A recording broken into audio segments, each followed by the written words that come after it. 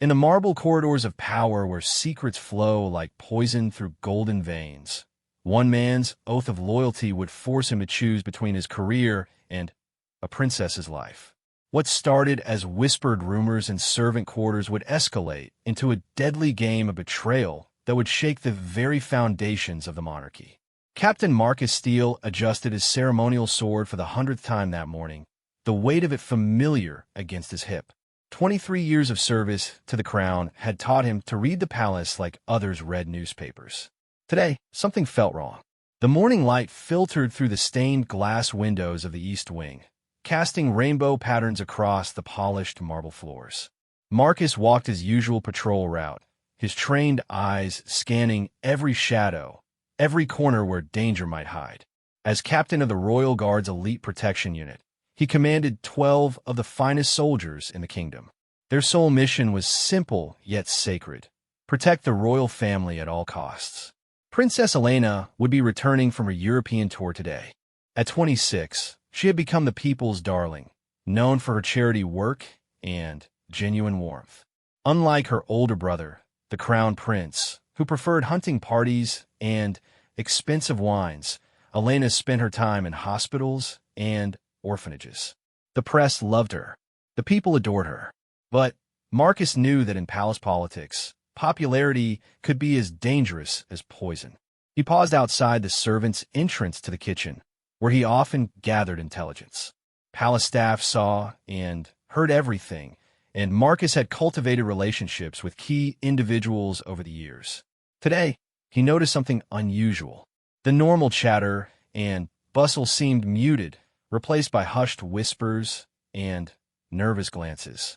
"Morning, Captain," called out Mrs. Henderson, the head cook who had worked in the palace for 30 years.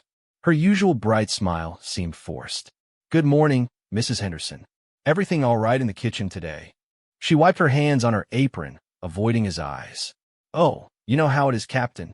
Always something to worry about when the princess returns. Making sure everything's perfect."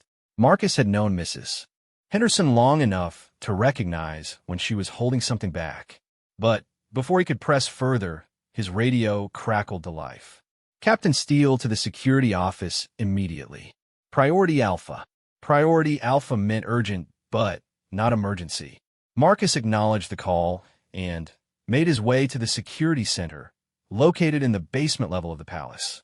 The room was a stark contrast to the ornate halls above, all concrete, steel, and blinking monitors displaying feeds from hundreds of cameras throughout the complex. Director James Whitmore, head of palace security, looked up from his desk as Marcus entered. Whitmore was a career bureaucrat who had never spent a day in actual field work, but he had a talent for palace politics that kept him in his position despite his obvious limitations. "Marcus, we need to discuss the princess's security detail for her return." "Of course, sir. I have the standard protocol prepared. Full escort from the airport, secured route to the palace, perimeter teams in position." Whitmore leaned back in his chair, his fingers drumming against the desk. "Actually, there's been a change. The Crown Prince's security team will be handling the princess's protection for the foreseeable future." Marcus felt his blood pressure spike. "Sir, with all due respect, the elite unit has handled Princess Elena's security for the past 5 years without incident. We know her routines, her preferences, the decision has been made, Captain." Whitmore's voice carried a finality that Marcus recognized as political maneuvering. "Your unit will be reassigned to General Palace Security." Something was very wrong. The elite unit was the best of the best, handpicked and trained specifically for high-value protection. Reassigning them made no tactical sense. "May I ask the reason for this change, sir?" "Budget considerations. The Crown Prince's team can handle both assignments." Marcus knew this was a lie. The palace budget had never been an issue for security, and combining protection details actually increased costs due to coordination complexity. But arguing further would only raise suspicion about his motives. "Understood, sir. What does this take effect?" "Immediately. Brief your men on the new assignments. You'll be taking over the night shift for the North Wing." The North Wing, where aging relatives and minor dignitaries were housed. It was essentially a demotion disguised as reassignment. Marcus left the security office with his mind racing. In 23 years of service, he had learned to trust his instincts, and every instinct was now screaming that Princess Elena was in danger. He made his way back to the elite unit's quarters, where his team was preparing for the princess's arrival. Sergeant Tom Bradley, his second-in-command, looked up as Marcus entered. "How did the briefing go, Captain? Are we using the standard protocol for the princess?" Marcus gathered his team around the briefing table. These are men he had fought alongside in various conflicts before joining Palace Security. They had saved each other's lives multiple times and shared a bond forged in combat. "Gentlemen, there's been a change of plans. Effective immediately, we're being reassigned to General Palace Security." The room erupted in surprised murmurs. Sergeant Bradley voiced what they were all thinking. "Sir, who's taking over the princess's protection?" "The Crown Prince's team. Lieutenant Jake Morrison, the team's youngest member but also its most technically skilled," shook his head. "That makes no sense, Captain. Our security clearance is higher, our training is more specialized, and we know the princess's patterns better than anyone." "I agree, Lieutenant, but orders are orders." Marcus looked at each man's face and saw the same confusion and concern he felt. These soldiers understood the game being played, even if they didn't know all the pieces yet. "Sir," Sergeant Bradley said quietly, "is the princess in danger?" It was the question Marcus had been dreading because he didn't have a good answer. His gut said yes, but his evidence was circumstantial at best. "I don't know, Sergeant, but I want everyone to stay alert. Something doesn't feel right about this." The team spent the next hour reviewing their new assignments. Marcus was placed on night duty in the North Wing, while his men were scattered across various low-priority posts throughout the palace. It was a classic divide-and-conquer strategy. That evening, as Marcus began his first shift in the North Wing, he couldn't shake the feeling that he was being moved out of the way for a reason. The North Wing was quiet, populated mostly by elderly aunts and uncles of the royal family who retired early and posed no security concerns. Around midnight, while making his rounds, Marcus noticed something unusual. Light was coming from under the door of the communications room, which should have been empty at this hour. He approached carefully, his hand moving instinctively to his sidearm. The door was slightly ajar, and Marcus could hear voices inside. He recognized one of them as belonging to Lord Ashford, the Crown Prince's chief advisor. The other voice was unfamiliar. "Has to look like an accident," Lord Ashford was saying. "The people love her too much for anything else to be believable." "What about the security detail?" the unknown voice asked. "Already handled. The elite unit has been reassigned. The new team will have gaps in coverage that can be exploited."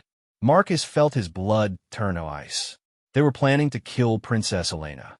When the unknown voice pressed, "Tomorrow night, during the welcome reception, with all the chaos and crowds, it will be easy to create confusion." Marcus backed away from the door, his heart pounding.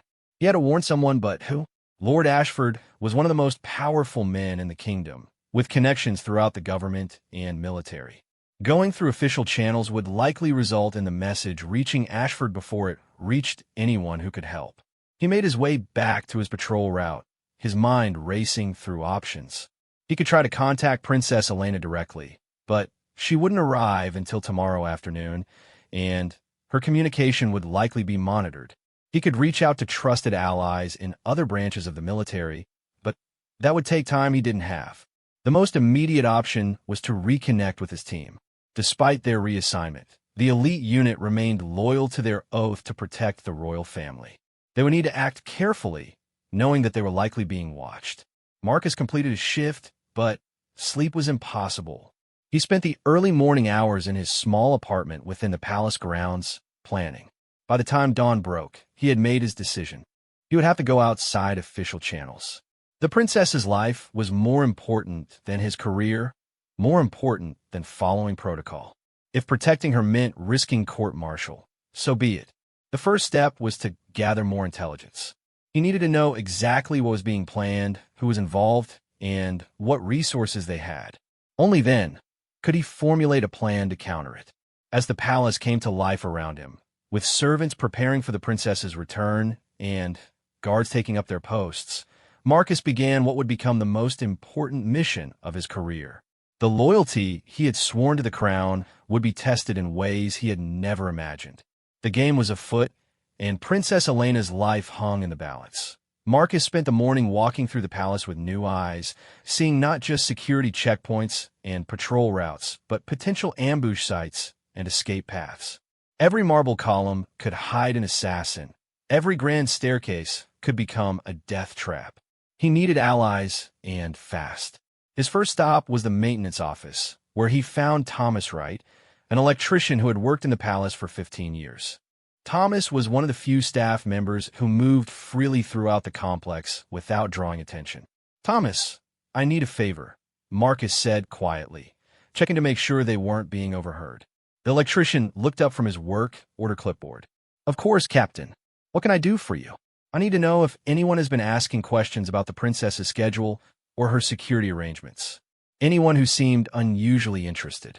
Thomas frowned. "That's funny you should ask. Yesterday, Mr. Carver from the Crown Prince's office came by asking about the electrical systems in the Grand Ballroom. Said they were planning some special lighting for tonight's reception." "What kind of questions?" "He wanted to know about emergency shutoffs, backup generators, that sort of thing. Seemed odd since the lighting crew usually handles that directly." Marcus felt another piece of the puzzle click into place. Cutting power during the reception would create chaos and darkness. Perfect conditions for an assassination that could be blamed on an accident or outside attack. "Thomas, this is important. Can you make sure those systems can't be tampered with?" The electrician's expression grew serious. He had worked in the palace long enough to understand when something was wrong. "Consider it done, Captain. I'll personally check every circuit." Marcus's next stop was more dangerous. He needed to make contact with his team, but their communications were likely being monitored. He would have to be creative. The palace had an old pneumatic tube system that had been used for internal messages decades ago. Most of it had been decommissioned, but Marcus knew that some tubes still functioned in the older sections of the building. More importantly, he knew his team would remember their training about alternative communication methods. He made his way to the basement level, where the old tube terminals were hidden behind a panel in the maintenance area. Using a prearranged code they had established years ago for covert operations, he sent messages to each team member with a simple instruction: "Training exercise tonight. Equipment check at usual place." The usual place was an abandoned guard post in the castle's original tower, which had been built in the 1400s. It was officially off-limits due to structural concerns, but Marcus's team had used it for private briefings when they needed to discuss sensitive matters without electronic surveillance. While waiting for evening to contact his team, Marcus decided to take a significant risk. He needed to see Princess Elena's official schedule for the reception and compare it with what Lord Ashford might have planned. The princess's personal secretary, Miss Sarah Collins, had always been professional and discreet in her dealings with the security team. Marcus found her in the princess's office, preparing for her employer's arrival. "Miss Collins, I need to review the princess's schedule for tonight's reception." She looked up from her papers, surprised. "Captain Steele? I thought the Crown Prince's security team was handling tonight's event." "They are, but I'm conducting a security review for future events. Just routine." Miss Collins hesitated. "I'm sorry, Captain, but Lord Ashford specifically instructed me not to share the princess's schedule with anyone outside the new security team." The fact that Ashford had given such an instruction confirmed Marcus's worst fears. The conspiracy reached into the princess's own office. "Of course, I understand." Marcus left the office, but not before noticing that Miss Collins seemed troubled by the conversation. He filed that observation away for later. As afternoon arrived, the palace buzzed with preparation for Princess Elena's return. Marcus watched from a north wing as media crews set up outside the main entrance, and dignitaries began arriving for the evening's reception. The Crown Prince's security team was highly visible, wearing their distinctive blue insignia instead of the elite unit's silver. At 4 o'clock, Princess Elena's motorcade arrived. Marcus watched through a high window as she stepped out of the armored car, radiant in a blue dress that matched the autumn sky.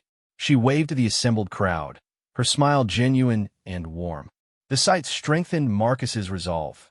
This woman, who had dedicated her life to serving others, would not die on his watch. The princess was immediately surrounded by the crown prince's security team and escorted into the palace. Marcus noted their formation and recognized several of the agents. Some he trusted, others he had doubts about. The team leader, Captain Rodriguez, was competent but ambitious, the kind of man who might be swayed by promises of advancement. As evening approached, Marcus made his way to the abandoned tower. One by one, his team members arrived, using different routes to avoid detection. Sergeant Bradley arrived first, followed by Lieutenants Morrison and Davidson, and finally Corporals Chun and O'Brien. Gentlemen, Marcus began once they were all assembled. What I'm about to tell you cannot leave this room. Our oath is to protect the royal family, and I believe Princess Elena is in mortal danger. He explained what he had overheard the previous night, the suspicious reassignment of their unit, and the various pieces of evidence he had gathered. The team listened in grim silence. "Sir," Sergeant Bradley said when Marcus finished, "if you're right, we're looking at treason at the highest levels. The consequences for acting without orders could include court-martial, yes. I'm not asking any of you to risk your careers. This is my decision." Lieutenant Morrison spoke up. "With respect, Captain, you trained us better than that. We don't abandon our brothers or our mission just because it gets difficult." The other team members nodded in agreement. Marcus felt a surge of pride in these men who were willing to risk everything for duty and honor. "All right then, here's what we're going to do." Marcus outlined his plan. It was risky and would require perfect timing, but it was their best chance to protect the princess while gathering evidence of the conspiracy. The reception was scheduled to begin at 7 o'clock in the Grand Ballroom. Based on the overheard conversation and the electrical sabotage setup, Marcus believed the attempt on Princess Elena's life would occur during the evening's main event, her speech to the assembled dignitaries. Lieutenant Morrison would position himself in the security control room, where he could monitor camera feeds and, if necessary, prevent the electrical systems from being shut down.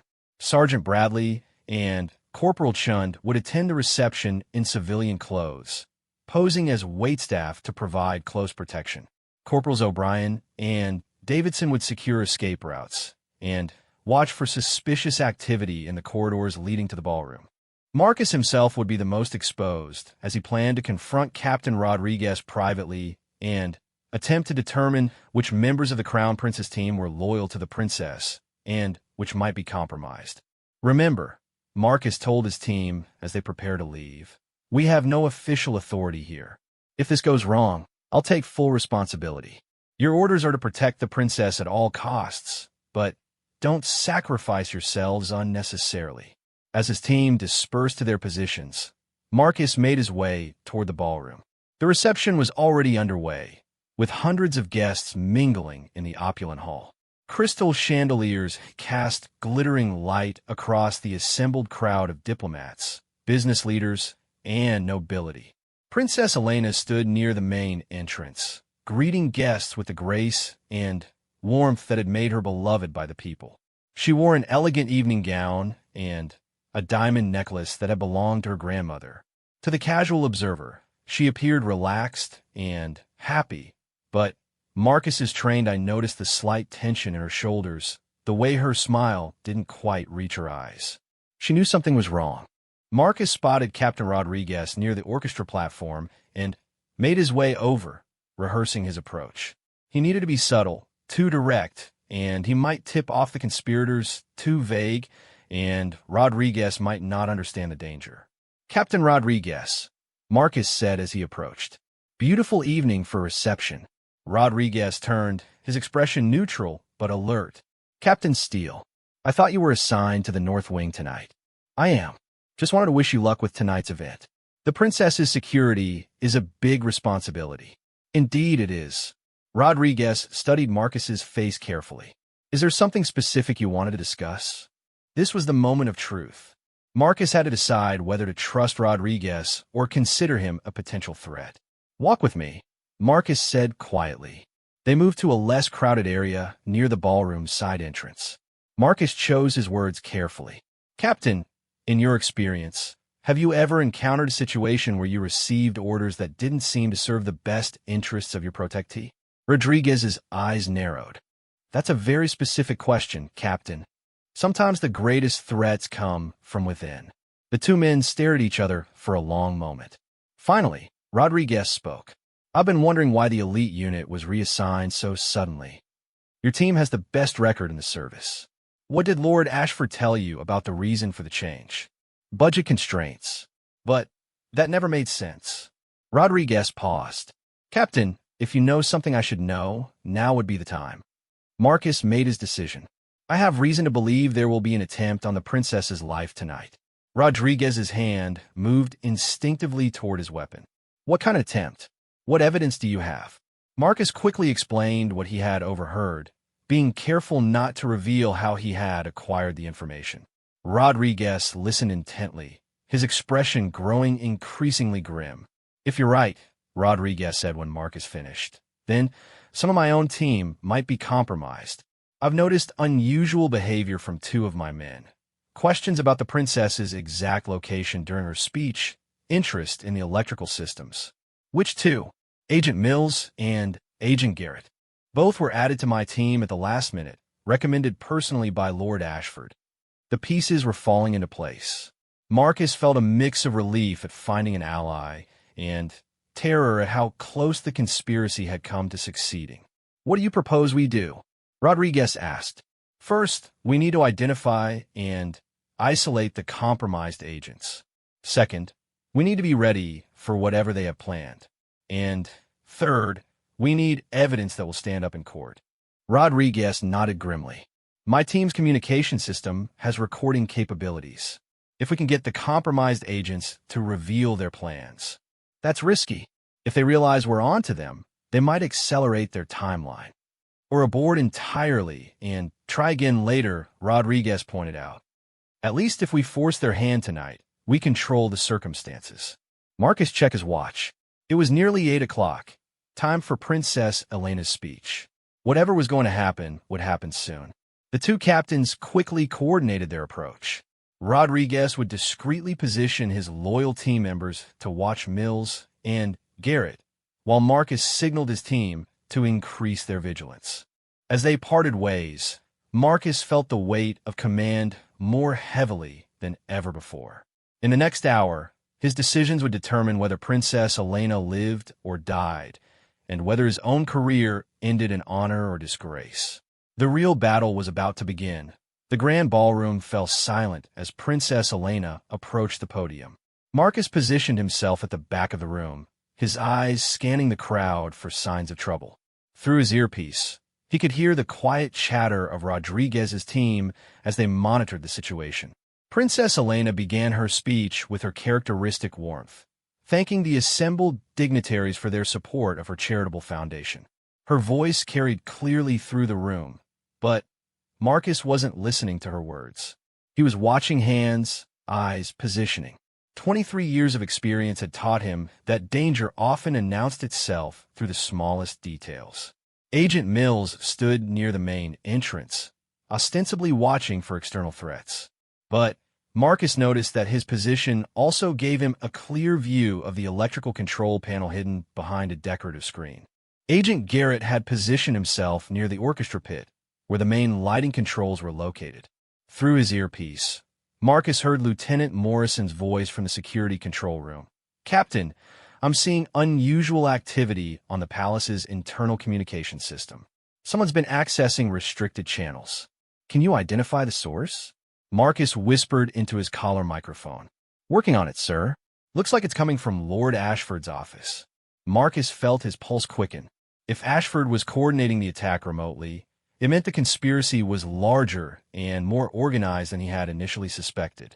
Princess Elena was now midway through her speech, discussing her recent visits to hospitals in Eastern Europe.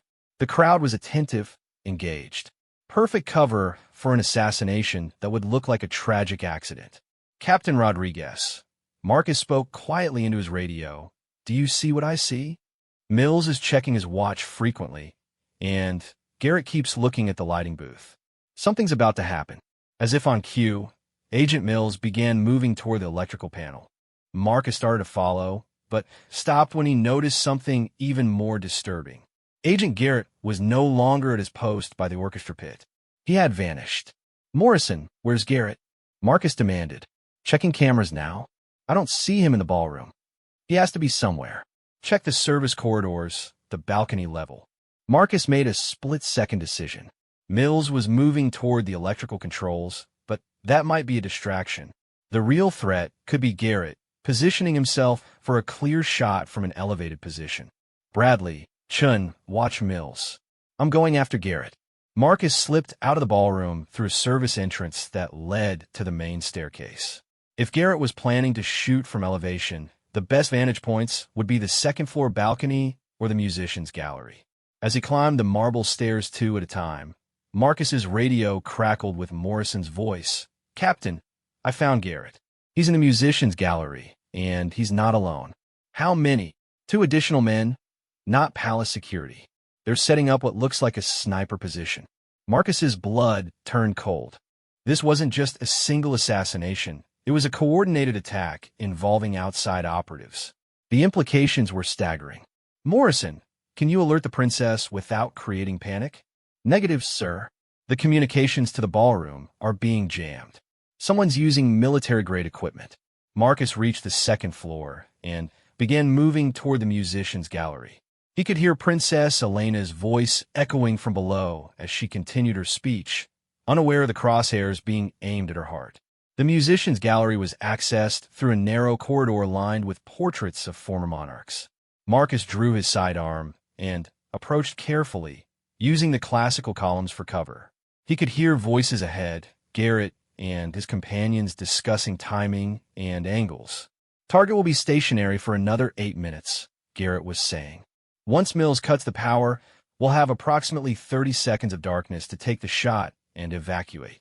"What about the backup generators?" an unfamiliar voice asked. "I was supposed to disable them, but our contact says they're still functional. We'll have to work with reduced visibility." Marcus smiled grimly. Thomas Wright had come through, maintaining the backup systems that would limit the assassin's window of opportunity. "Rodriguez," Marcus whispered into his radio, "they're planning to kill the lights in 3 minutes, then take the shot during the darkness. Can your people stop Mills?" "Already on it. Agent Jackson is moving to intercept." Marcus peered around a column and saw the assassination team clearly for the first time. Garrett was prone behind a high-powered rifle with a sophisticated scope. 2 men in black tactical gear flanked him, clearly professional killers rather than palace personnel. Marcus had to make a choice. He could wait for backup and risk the princess's life, or he could act alone against superior numbers. It wasn't really a choice at all. He keyed his radio one final time. "All units, this is Captain Steele. I'm engaging 3 hostiles in the musicians' gallery. Continue with the mission regardless of my status." Marcus stepped into the open, his weapon trained on the nearest assassin. "Palace security, drop your weapons." The reaction was immediate and violent. The 2 tactical operatives spun toward Marcus, their submachine guns coming up as Garrett continued to focus on his target below. Marcus dove behind a heavy marble pedestal as bullets chipped stone around him. The firefight in the narrow gallery was intense, but brief. Marcus used his knowledge of the palace layout to his advantage, moving between cover points that he had scouted during countless patrols. The assassins were skilled but unfamiliar with the terrain. Marcus's first shot took down the operative closest to the stairs, preventing their escape route from being secured. His second shot wounded the other operative, sending him crashing into a display case of antique instruments. But Garrett remained focused on his mission, tracking Princess Elena through his scope as she moved behind the podium. "Target acquired," Garrett said calmly into his throat microphone. Waiting for lights. Marcus realized he was out of position to get a clear shot at Garrett without risking hitting Princess Elena below. He needed a distraction. From his earpiece, he heard Agent Jackson's voice. "Mills is down. Electrical systems secured." The light stayed on, but Garrett began adjusting his position. Without the cover of darkness, he would need a different approach. Marcus saw Garrett's finger move to his trigger and knew he was out of time. He burst from cover, charging directly at the sniper position. Garrett's rifle swung toward him, but Marcus was too close for the weapon to be effective. The two men crashed together in a tangle of limbs and desperate violence. Garrett was younger and stronger, but Marcus had experience and desperation on his side. They fought for control of the rifle, slamming into the gallery's ornate railings. Below, Princess Elena continued her speech, unaware of the life and death struggle occurring directly above her head. The crowd remained focused on her words, discussing hope and healing in a troubled world. Marcus managed to get his hands on Garrett's weapon, but the younger man pulled a combat knife from his belt. The blade slashed toward Marcus's throat, missing by inches as he twisted away. They grappled near the gallery's edge, both men breathing hard from the exertion. Marcus could see the crowd below, hundreds of innocent people who would be traumatized if this fight spilled over the railing. "You can't stop this," Garrett snarled as he tried to work his knife past Marcus's defense. "There are too many of us." "Watch me," Marcus replied, driving his knee into Garrett's solar plexus. The impact doubled Garrett over, and Marcus seized his opportunity. He grabbed the assassin's wrist, twisted sharply to disarm him, and drove his elbow into the base of Garrett's skull. The younger man dropped like a stone. Marcus quickly secured Garrett's weapons and checked on the two operatives. One was unconscious, the other wounded but alive. All three would need immediate medical attention, but the immediate threat was neutralized. "Morrison, this is Steele. Musician's gallery is secure. 3 hostiles down." "Copy that, Captain." Princess Elena is finishing her speech. All other threats appear neutralized. Marcus allowed himself a moment of relief, but he knew the night was far from over. They had stopped the assassination attempt, but the conspiracy that had planned it remained largely intact. "Rodriguez, what's the status on Mills?" "In custody and talking. He's given us names. This goes deeper than we thought." As Princess Elena concluded her speech to thunderous applause, Marcus began the process of securing the crime scene. The 3 assassins would provide valuable intelligence about their handlers and the broader conspiracy. But even as he worked, Marcus knew that tonight's victory was only the beginning. Lord Ashford and his co-conspirators would not simply abandon their plans because one attempt had failed. They would regroup, adapt, and try again. The princess was safe for now, but the palace had been compromised at the highest levels. Root out all the corruption would require careful investigation and even more careful politics. Marcus looked down at the celebrating crowd below, where Princess Elena graciously accepted congratulations from the assembled dignitaries. She had no idea how close she had come to death, and if Marcus had his way, she would never need to know. But the war for her life and for the integrity of the monarchy itself was just beginning. As palace security began the process of quietly removing the unconscious assassins and securing evidence, Marcus reflected on the choice he had made. He had risked everything on incomplete information and instinct violating protocol and chain of command. Tomorrow would bring investigations, explanations, and quite possibly the end of his career. But tonight, Princess Elena was alive, and that was worth any price he might have to pay. The real work would begin tomorrow, when they started hunting down the rest of the conspiracy. But for now, Marcus allowed himself a small smile as he watched the princess exit the ballroom, surrounded by loyal guards who would give their lives to protect her. Honor had been served, duty fulfilled, and justice would follow. Sometimes that was enough. The palace's emergency protocols kicked in with military precision. Within minutes of the incident in the musician's gallery, the grand ballroom was quietly evacuated under the guise of a minor technical difficulty. Princess Elena was escorted to her secure quarters by Rodriguez's loyal team members, while the 3 captured assassins were taken to the palace's medical facility under heavy guard. Marcus found himself in the unusual position of being both a hero and a potential criminal. He had saved the princess's life, but he had also acted without authorization, engaged in unauthorized surveillance, and technically committed insubordination by ignoring his reassignment. Director Whitmore arrived at the scene within 20 minutes, his face pale with shock and anger. Behind him came Lord Ashford, who Marcus noted showed no surprise whatsoever at the evening's events, a telling reaction for someone who should have been stunned by an assassination attempt. "Captain Steele," Whitmore began, his voice tight with barely controlled rage, "you will surrender your weapon and submit to immediate detention pending a full investigation. Sir, with respect, we need to secure the scene and begin interrogating the prisoners before. You are in no position to make recommendations, Captain. You have violated direct orders, abandoned your post, and engaged in unauthorized use of force." Marcus handed over his sidearm, but his eyes remained fixed on Lord Ashford. The man's composure was too perfect, his concern too calculated. Every instinct Marcus had developed over 2 decades of service told him that Ashford was the key to the entire conspiracy. "Lord Ashford," Marcus said clearly, ensuring his words would be heard by everyone present, "I'm curious. How did you know to respond so quickly to tonight's incident?" Ashford's eyes flashed with annoyance. "I was notified by palace security protocols, just as I would be for any threat to the royal family." "Interesting, because the incident was classified as a technical difficulty to avoid public panic. Security protocols for technical difficulties don't typically involve the Crown Prince's chief advisor." The accusation hung in the air like smoke. Director Whitmore stepped between them, clearly uncomfortable with the direction of the conversation. "Captain, you are not authorized to question Lord Ashford or anyone else. Report to detention immediately."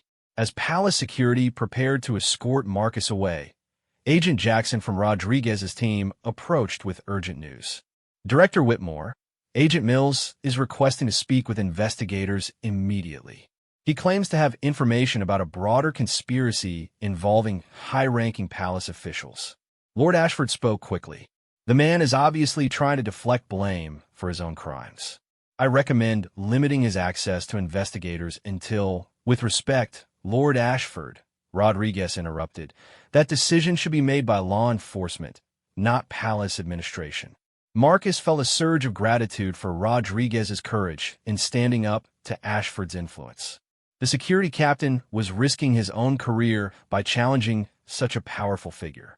Director Whitmore looked overwhelmed by the political implications of the situation. A wrong decision here could end his career, but the right decision might expose corruption at levels he wasn't equipped to handle. "Lord Ashford, perhaps it would be best if you return to your duties while we handle the security aspects of this incident." Ashford's mask slipped slightly, revealing a flash of genuine anger. "Director, I hope you understand the sensitive nature of this situation. Any information that leaks to the press could damage the monarchy's reputation irreparably." "Of course, my lord. We'll handle everything with appropriate discretion." As Ashford reluctantly departed, Marcus caught Rodriguez's eye and nodded slightly. The security captain understood. They needed to get to Mills before anyone could silence him permanently. Marcus was escorted to a holding room in the palace's security wing, a sterile space with concrete walls and harsh fluorescent lighting. It was a far cry from the elegant quarters he had called home for over 2 decades, but he had no regrets about the choices that had brought him here. An hour later, Rodriguez appeared at the holding room door with 2 men Marcus didn't recognize. One in a military uniform bearing the insignia of Internal Affairs, the other in a plain suit that suggested intelligence services. "Captain Steele," the military officer began, "I'm Colonel Harrison, Internal Security Division. This is Agent Thompson from the Security Service. We need to discuss tonight's events." Marcus straightened in his chair. The involvement of internal security and the security service meant that the implications of the conspiracy had been recognized at the highest levels. "Colonel," Agent Thompson, "I'm prepared to provide a full debrief of my actions and observations."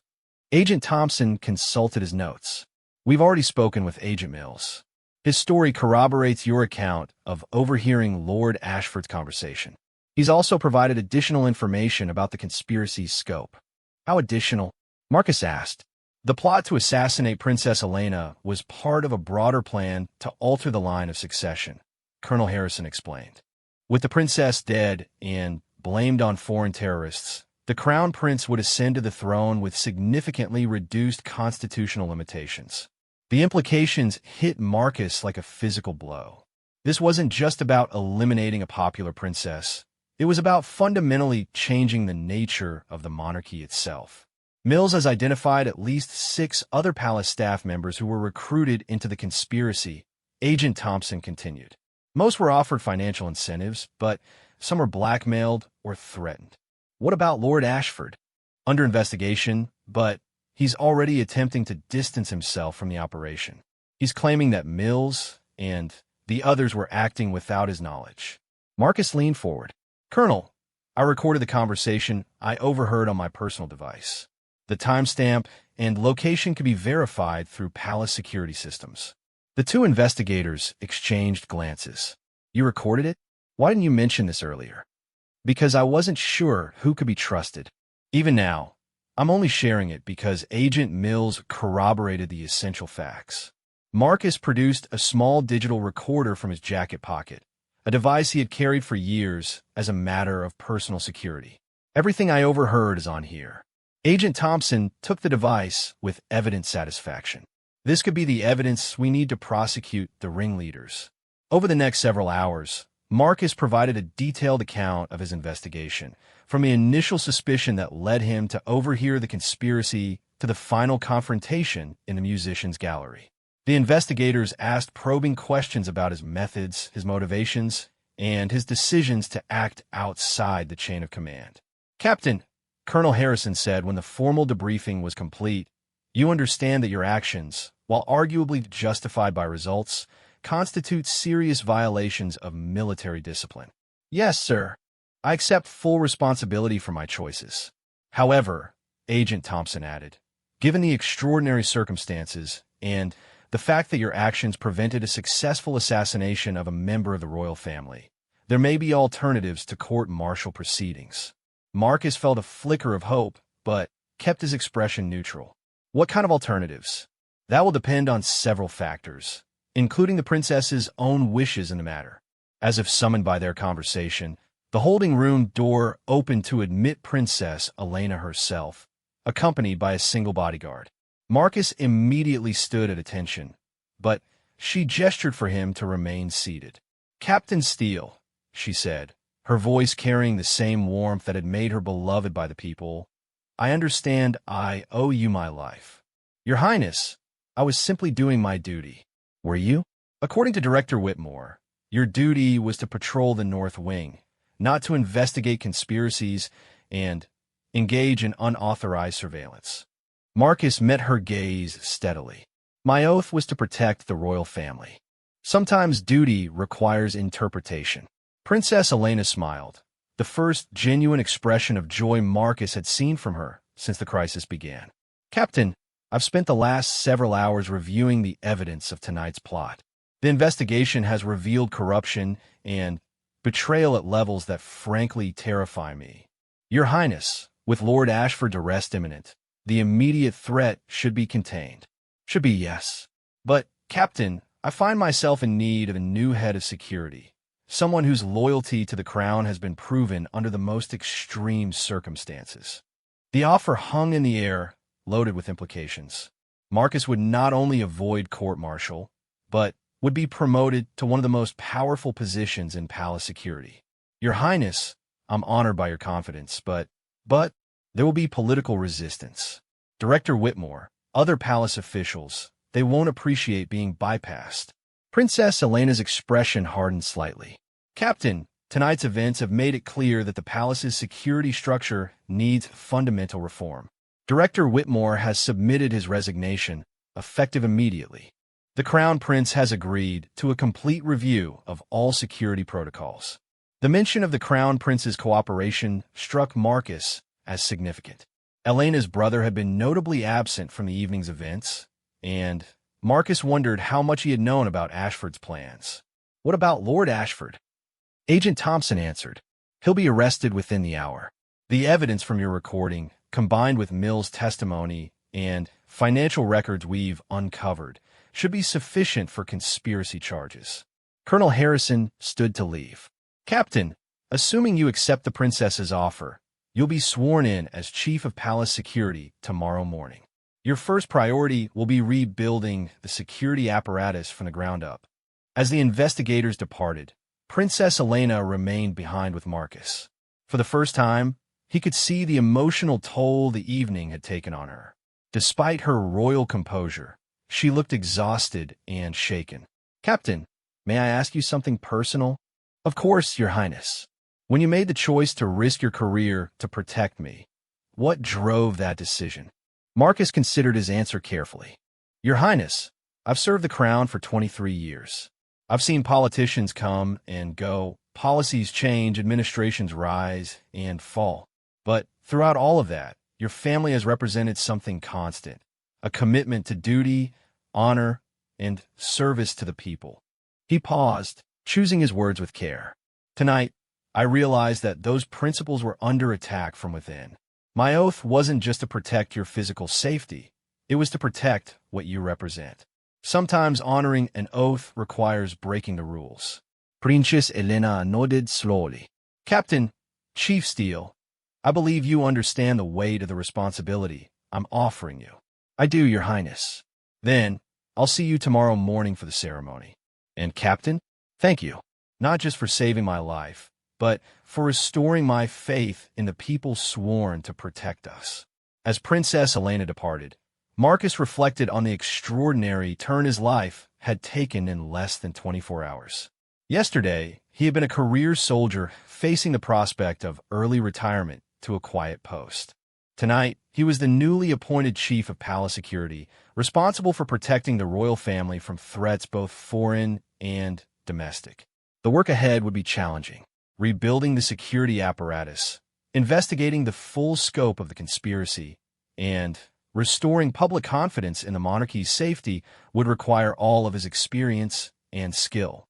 But as Marcus prepared for his new role, he felt a deep satisfaction in knowing that sometimes, when the system fails, individual courage and integrity can still make the difference between justice and tragedy. The palace corridors were quiet as he made his way to his quarters, but Marcus knew that tomorrow would bring new challenges, new responsibilities, and new opportunities to serve the crown with honor. His risk had paid off, but more importantly, the right thing had been done. In a world where corruption and compromise too often prevailed, that knowledge was worth more than any career advancement. Princess Elena was safe, the conspiracy had been exposed, and the monarchy would endure. For Captain Marcus Steele, soon to be Chief Steele, that was mission accomplished.